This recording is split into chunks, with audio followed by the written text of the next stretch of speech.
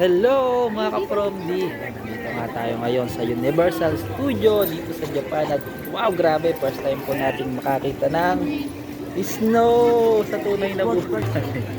At nandito tayo sa magical world ng Harry Potter. Ayan, no? So papasok tayo dyan mamaya sa loob. Sasakay tayo sa parang walis. Lipad.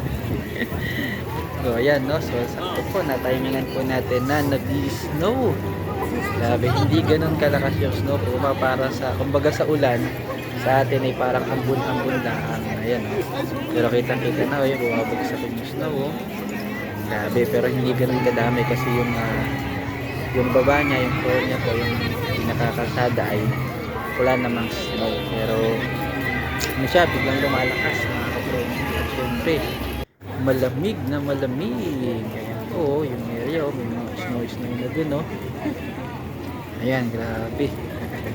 Ang sarap magkape kapag ganito habang umuulan ng snow. Ayan po, napakarami po ng mga turista, napakarami po ng mga namamasyal dito sa Universal Studio.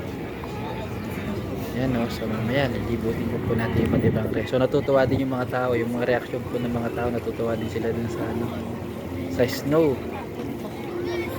Ayan, no, grabe, no, po mga naka-winter clothes yung mga tao kasi malamig, panahon ng winter. Ayan, yung mga tusok-tusok na yan na parang palasyo. So yan, itong area kasi na ito, area po ito ng Harry Potter. Kaya ganyan po ang kanyang design. So iba-ibang area po, no, atin po rin gagalain, pupuntahan po natin ibang area maya-maya lang. Yun, no, for snow. First time dito sa Universal Studio Japan.